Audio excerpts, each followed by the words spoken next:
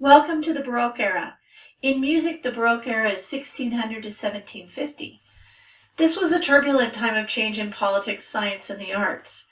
Absolute monarchs ruled, but there was a rising middle class. There was also exploration, colonization, and religious wars. Music making began to center in the home as well as in the church and universities.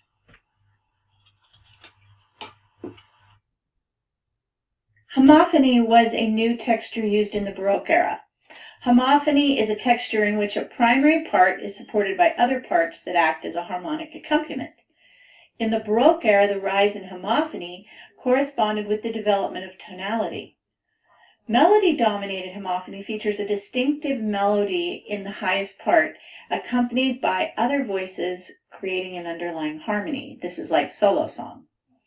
Baroque composers employed homophony as a texture when composers of both sacred and secular works shifted from the horizontal polyphonic textures to vertical harmony. This was especially seen in choral arrangements for four voices, our typical soprano, alto, tenor, bass, SATB voices. Homophony was also used with polyphony, a texture in which various lines or voices move with rhythmic and melodic independence.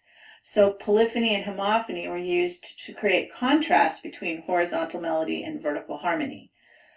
Melody in the Baroque era was continuous with wide leaps and chromatic tones used for emotional effect. And recitative was still used as a speech-like vocal style in opera and oratorio.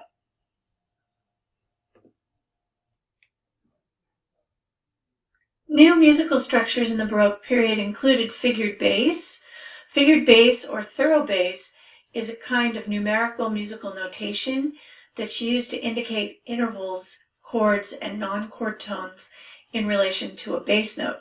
So if you look to the right here, you'll see an example.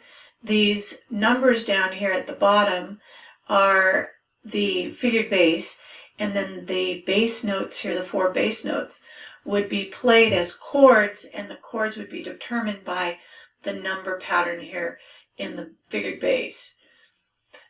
Major and minor tonality were also another new invention in the Baroque period. This was a system of major and minor scales.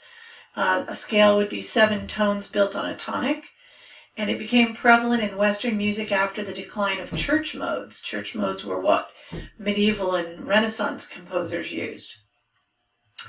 Also, musicians throughout Europe needed a common tuning, and so that's why equal temperament tuning was created. And musicians divided the octave into 12 parts, all of which were equal on a logarithmic scale and tuned relative to a standard pitch of 440 hertz called A440. And this tuning was also precipitated by the invention of the keyboard, which was an instrument that had fixed pitches. So if instruments were going to play with the keyboard, they had to have a common tuning. Basso continuo was an improvised accompaniment used in most genres of Baroque music. Basso continuo, or continuo as it was also called, was played by a keyboard instrument, a harpsichord or an organ, and another bass instrument, a cello, violone, which was an old form of double bass, or a bassoon.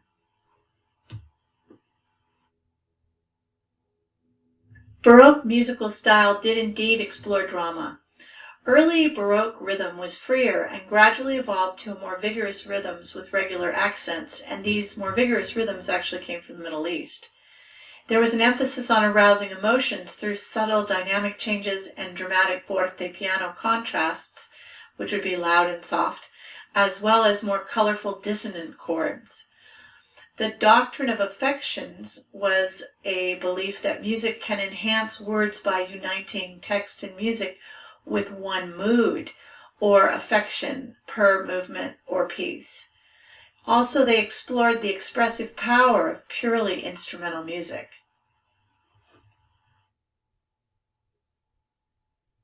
Three of the major Baroque composers are Antonio Vivaldi, Johann Sebastian Bach, and George Friedrich Handel.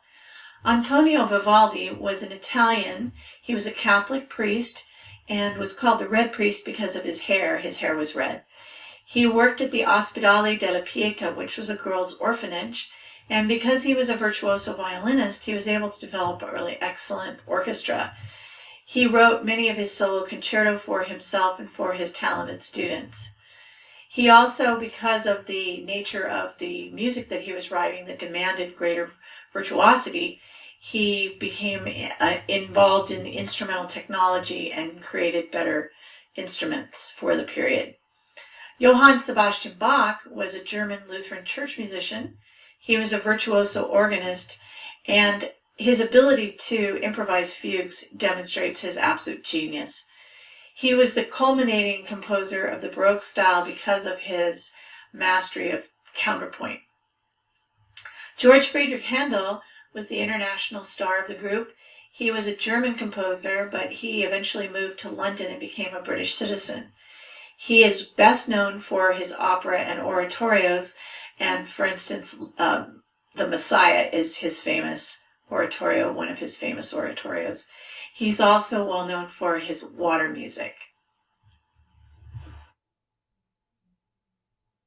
In the Baroque era, if a woman wanted to be educated or pursue her art, her only suitable alternative to marriage was joining a convent. And luckily convents provided basic education, including music. Nuns were free to compose and perform at a time when professional female singers' morality was often questioned. Music became the nuns' primary vehicle for contact with the outside world. An example of a sacred composer who was a nun is Chiara Margherita Cozzolani. She was the director of the Benedictine convent choir at St. Radegona's in Milan. She published 3 collections of music. Her settings are very dramatic and mystical, with a special connection to the Virgin Mary. Her convent choir actually became famous, and dignitaries, nobility, visitors would come to see the nuns perform. The 2 primary Baroque keyboard instruments are the harpsichord and pipe organ. The harpsichord had metal strings that were plucked by a plectrum. That's what gives it its unique sound. The pipe organ had evolved from smaller organs in the medieval and Renaissance period into a gigantic instrument that would take up an entire wall of a church. And the pipes were made of lead. They could be dented to tune them. There were 2 to 3 keyboards that the keyboardist would play, and then also a foot keyboard that they would play with their feet. There were stops on either side of the keyboard that had to be pulled out and pushed in to open up the different pipes as the keyboardist was playing. So you can imagine how complicated that would have been, and then to imagine that Bach also improvised fugues while he was doing all that, it just boggles the mind. Writing a fugue was like putting together the pieces of a puzzle, and you would want to do that in a way that created meaning and beauty at the same time. The fugue is a contrapuntal composition exploring a single theme called the subject. The interaction between musical lines or voices in imitation is used to create expressive meaning. Improvisation was part of that creative process, and that's because musicians would use improvisation to try different combinations of puzzle pieces and see what worked. Contrapuntal devices were one way that Baroque composers manipulated their subject. You'll see in the left the original melody underlined in yellow, and then to the right of that is the inversion of that melody, which is turning the melody upside down. If you look down below the original melody, the retrograde underlined in green is where they've taken the melody and gone backwards with it. Then to the right of that is retrograde inversion, which would be having the melody upside down and backwards.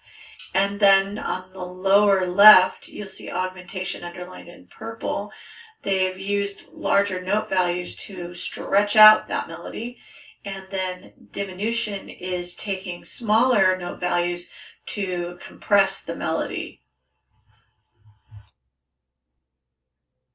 Part of Martin Luther's concerns during the Reformation were that he felt the congregation should be singing the liturgy. So he began writing hymns for the Lutheran Church. Hymns were considered musical sermons, they were sung weekly, and they were sung in unison by the congregation. However, there were still choirs in the Lutheran Church. They sang the Lutheran cantatas, elaborating the weekly hymn in four-part harmony. Bach wrote many cantatas. They were typically 5 to 8 movements. The first, last, and usually one middle movement were full ensemble numbers fashioned from the chorale tune. Then interspersed were solo or duet arias and recitatives. 3 composers who were instrumental in creating the early opera were Jacopo Peri, Claudio Monteverdi, and Henry Purcell.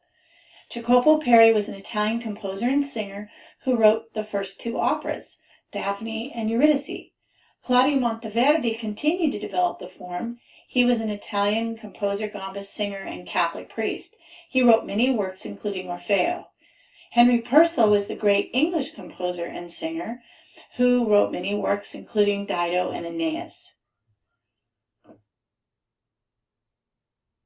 The Baroque era saw the rise of virtuoso performers. Male vocalists would have included castrati, alto castrati, tenors, and basses. In modern Baroque revivals, the part of the castrati are played by countertenors and falsettists. Castrati were talented boy sopranos who had been castrated before puberty, so they would retain their pure high register. This process of genital mutilation was started by the Catholic Church, but later castrati became opera superstars, performing both male and female lead roles.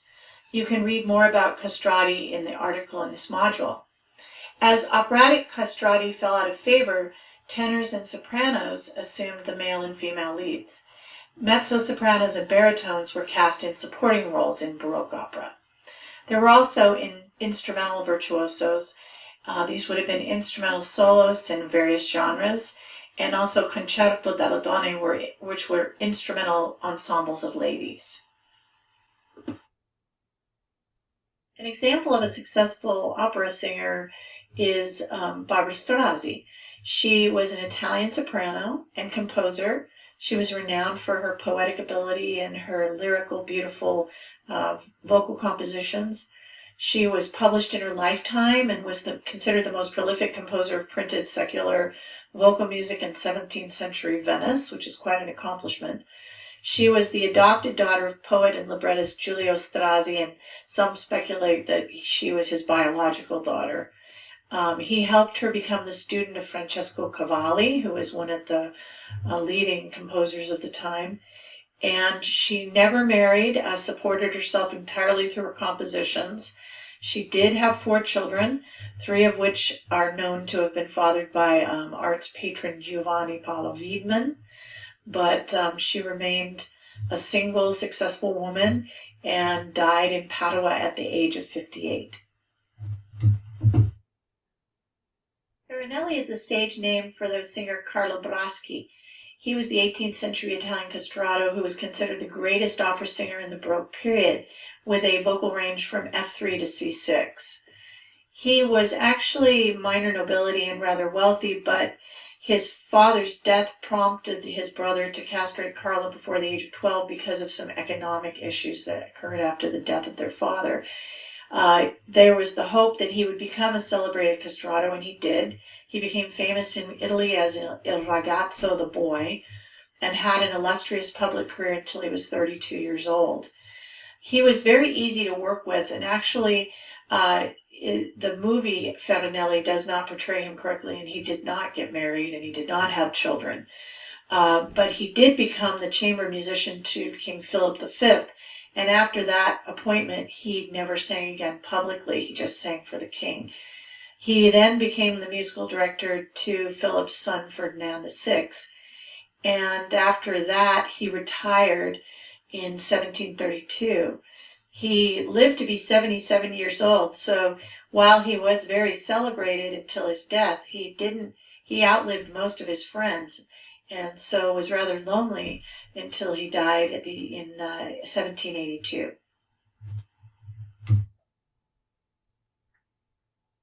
Opera became wildly popular in the Baroque era. Opera is a large-scale drama that's sung. Opera combines vocal and instrumental music with poetry and drama, dance, acting, pantomime, scenery, and costumes. So it's all the arts.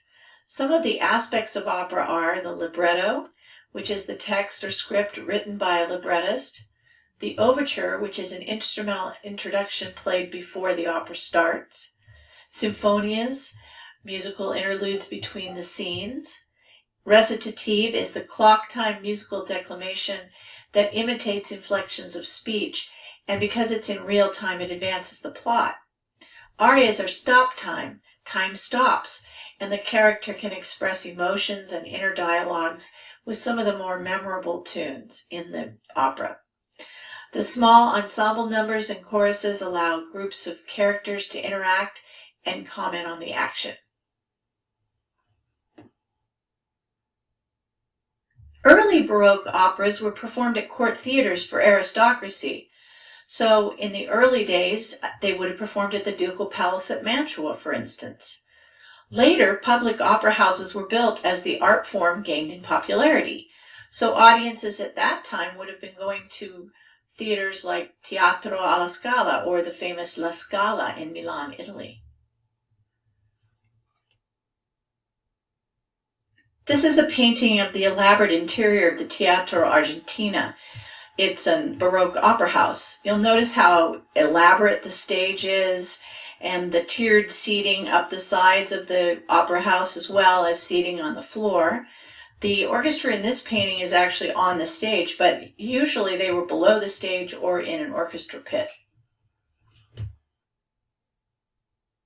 18th century theatrical costumes were commonly day wear or elaborate aristocratic couture that had been adapted for the stage.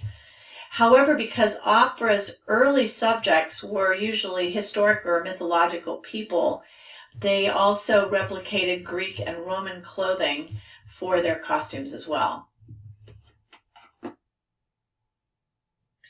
18th century sets were very elaborate and often used mechanical effects, fireworks, smoke, and even live birds. Not every theater could afford this, but if a king or a major opera house was doing a production, they would have the money to be able to spend on this kind of elaborate technology. The Catholic Church considered oratorio a more moral alternative to opera, which they felt was rather hedonistic. But for composers of oratorio like Handel, they thought of oratorio as a way of turning a profit. Oratorios were performed in public meeting places. They were performed by the same trained singers and orchestras as the operas were, and they used the same da capo arias, recitative, ensembles, and choruses as opera. But they didn't have staging, costumes, or dance, and they were based on a biblical theme. Handel's most famous oratorio is the Messiah. I've put together this side-by-side comparison of opera and oratorio. You'll notice that both used professional singers, both had recitatives, arias, ensembles, and choruses, and both had an orchestral accompaniment. Where they differed were in subjects.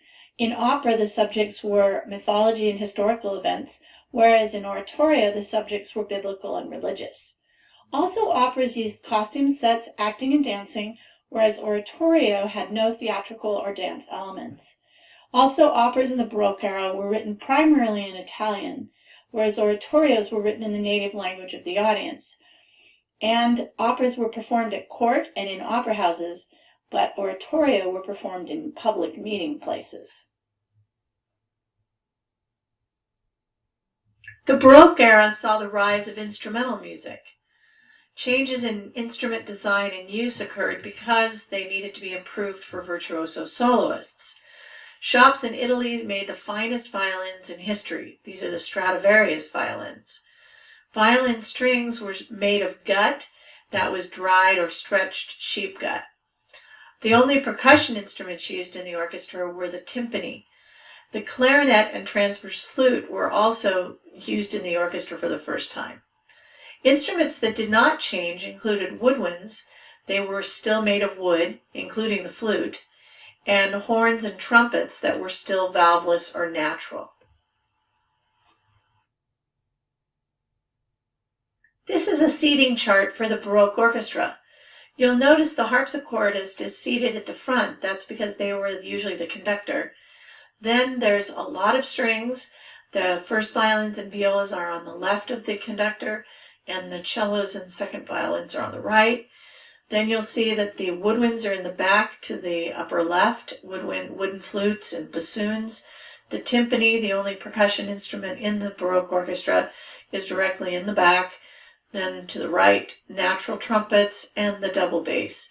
And you'll notice they put the woodwinds in the bass and the brass and the percussion in the back to balance out the sounds in the orchestra. The Baroque suite is a group of short instrumental dances.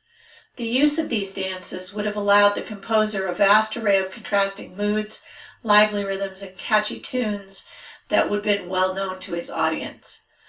Each dance uses a binary or ternary form. These were written for solo instruments, chamber ensembles, or orchestras.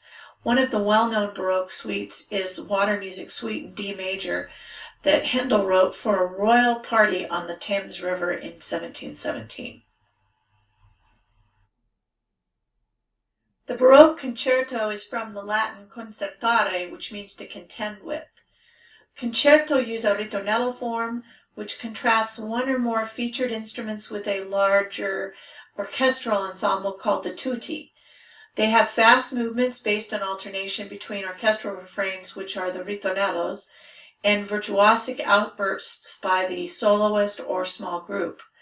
There are two types of concerti, a solo concerto, which is the soloist and the tutti, and the concerto grosso, which is a small group and the tutti.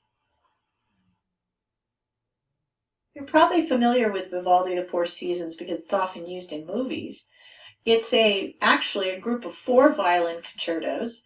Each concerto is accompanied by a poem, and each concerto depicts a specific line in the poem. So it's about seasons, obviously, so spring, summer, autumn, and winter. Then Vivaldi uses word painting to try to imitate aspects of those seasons. So spring, he would have trilling birds. Winter, he would have the wind blowing. New England Puritans were English Reformed Protestants who originally sang psalms by lining out, which is a call and response style of singing that didn't require the congregation to be able to read music. However, church leaders wanted people to become musically literate, so they sponsored singing schools. Once these singing schools got started, music print industry in New England boomed because everyone was buying music. So William Billings was part of this tradition, and he was a self-taught musician and composer and teacher. He was also a revolutionary. His method of composition was not bound by European tradition because he was self-taught. He created the New England psalm singer, and he invented shape note singing, which is a different type of solfeggio. So our final slide, you see the shape note singing example. In shape note singing, the 7 solfeggio symbols, do, re, mi, fa, sol, la, ti, are simplified to 4 with shape note heads reinforcing those symbols.